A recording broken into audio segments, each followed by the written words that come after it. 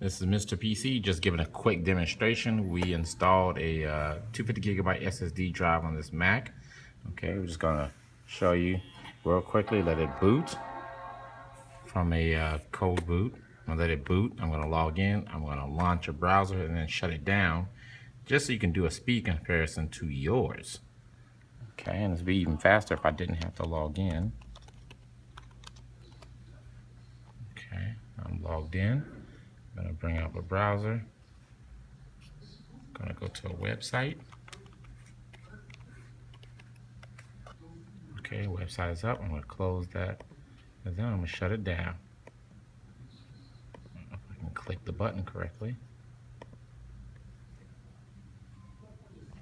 And there you go. That's about a 50-second process from all the way down to up to a browser and shutting back down. That's what an SSD drive can do for a Mac. Mr. PC, 803-218-9163.